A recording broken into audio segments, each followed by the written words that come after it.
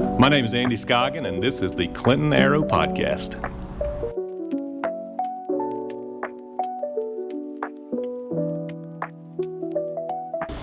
So it's kind of wild to think that you've been here for 4 years, 5 years, starting your fifth year? Starting year 5. So starting year 5, gosh, it was almost like it was yesterday when we were putting the press release out during the frozen February that was, trying to get everybody to understand where the district was heading. And we're here, we're kind of knee deep into it and moving into the 25-26 school year.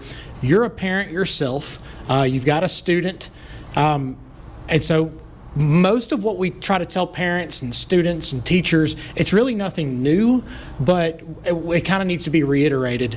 Moving into this 25-26 school year, if you could encourage parents and encourage students about anything, kind of what would you say? Yeah, it is. So it doesn't seem like 5 years. It's gone pretty quick to have sophomore in high school now who's wide open in a lot of things that we offer for our students, and it has. It's gone really fast, but it's been a really enjoyable opportunity to meet a lot of great people, work with a lot of great families, and really work with some of the best teachers I've ever had the opportunity to do, to be involved in over the course of 25 years almost in education. That's one of the things that really stands out. A couple of things as we start back. We're into our second week, and I think it's important we highlight a couple of things. Just as we get going, attendance is so important. I think that is really the foundation of where our success starts from, that we have fully attentive students in our classrooms. Our teachers are here ready to roll every day, and that's such a huge part of it. And understand that things come up. But I think we've also tried to structure a schedule that allows for some extended breaks during the school year. I know families have taken those extended opportunities to do mission trips, to go on some other vacations, to do different things. So we try to segment it so that during those times that we have school, we really feel like it's the most important thing. We want your kids here. We want them ready. We want them to be engaged, and we want to send them home a lot better than they came to us that day, and to take advantage of those opportunities through the year. But when we have school and the doors are open and we're ready, let's be here ready to go. Like, I know that MDE has really pushed a large presence with a really good looking poster that they sent us. I told Mr. Cole over at MDE that his poster was amazing because those are the things that I recognize. But they've done a really big push about chronic absenteeism, Sure. And so we're not averse to that. We have students that creep up with chronic absenteeism, but again, we've been pushing a quality effort at ensuring that our students are here. Are we seeing any of those benefits? Yeah, I think so. I think results we've seen over the last 4 years have really shown that the things we do in our classroom, results come from that. And you're right, there are some pockets of students who have some attendance issues for a host of reasons, either medical issues or some other things that are going on in their life, and we try to be aware of those.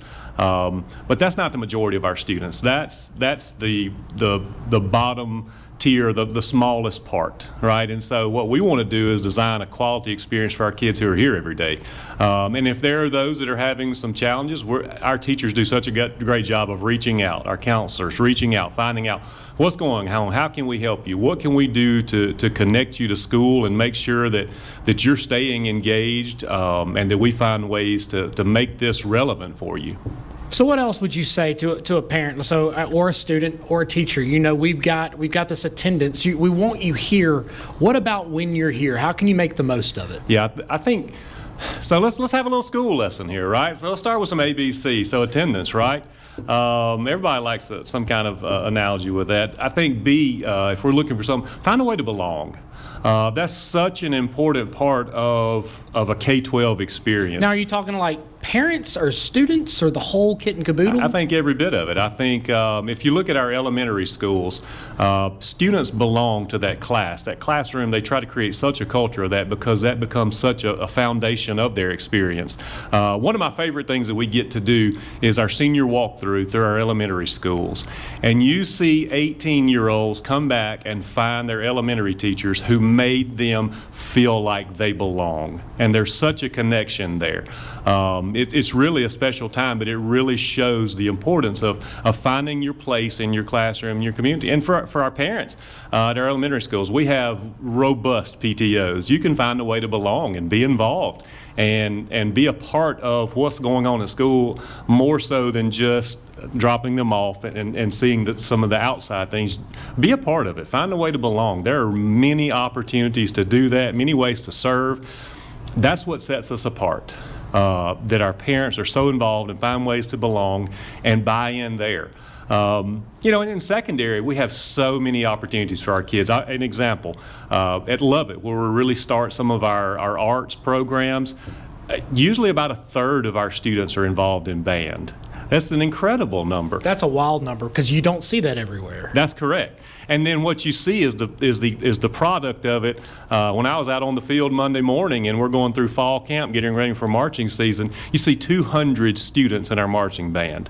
And so they find a place to belong and connect. We have a great choir program that started at Lovett. Mr. Bridges probably makes kids think they can sing who may not can sing, but he will tell them they absolutely can, and he will teach them. And so we have wonderful athletic programs when you get into 7th grade, where we offer so many things that you can be involved in, from middle school up to varsity. We have some who do that. Archery, all the opportunities for our kids, and then all the activities that we have. We have so many clubs and organizations where our students can belong, and I think that's such a big part of it as well.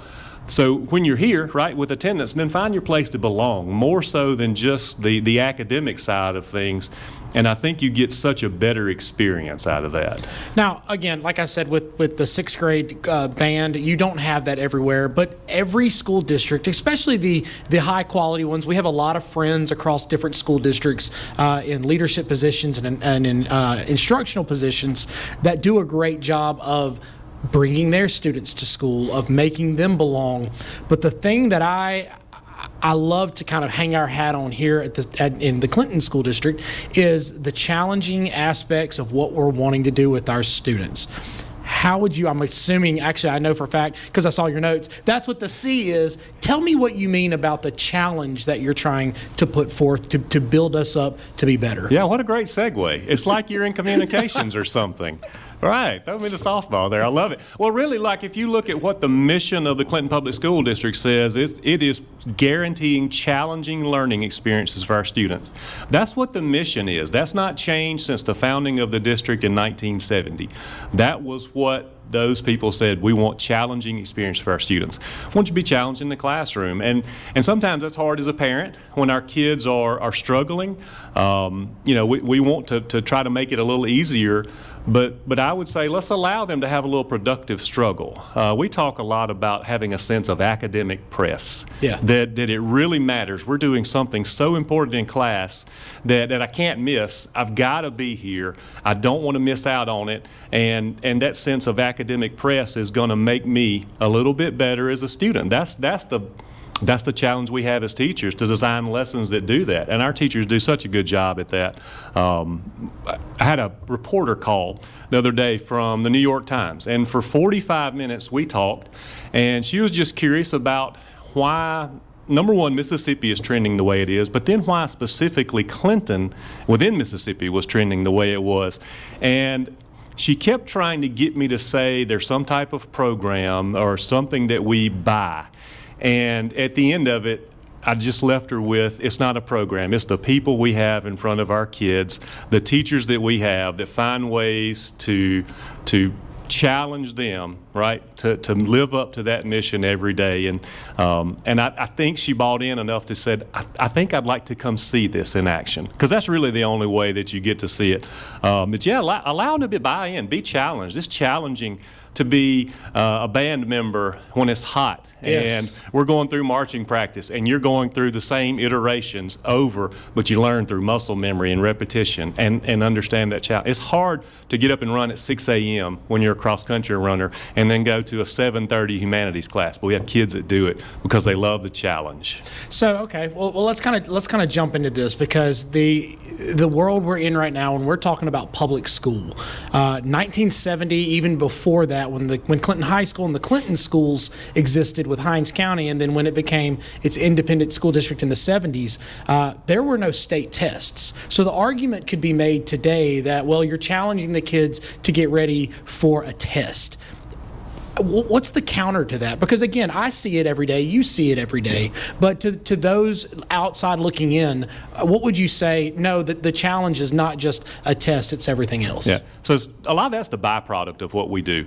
Those end of course assessments are how we're measured, and people understand that and expect us to do well on those. But if that's all we focused on, we would be lacking in so much more. I think what I would say is come into an arts class or a music class that doesn't have an end of course assessment and see how those kids are challenged every day. Go into one of our engineering classes at the high school and see how those students are challenged every day. Go again, watch our kids on practice fields. That's not an end of course assessment. That's the challenge that they love every day. Now again, we're expected to do well, and that's part of the community expectation. But those are also byproducts of what goes on in all these other classrooms. It's not; those things don't exist in isolation. That's a part of all of the things that we do within our district. So the last thing to kind of close out, we've talked to parents, we've talked to the community and to the students, but earlier this school year when the teachers came back, you spoke to the teachers. So if you had that opportunity right now again to speak to those educators who have our greatest product in their classrooms every single day, what's that word of encouragement that you would give to them to make it through this school year? Yeah, I think it's the everyday challenge that we have. Can you show up today and just be just a little bit better? I know there are things that happen outside with life that can cloud that sometimes. But for us, we get the opportunity to be in front of kids every day to really impact our community in a way that I don't know that many other things get to. And so for them, it's show up, persevere, stay the course, and on those hard days that you're still a great option for our kids. And how much I value what our teachers do. Again, every time I get the opportunity to speak to someone, I'm going to tell them it's all about our teachers that we put in front of kids who make us successful. That's it. That's the bottom line. That's the recipe. So for our teachers, just know that every day what you do is so valuable, and the difference that you make is well noticed.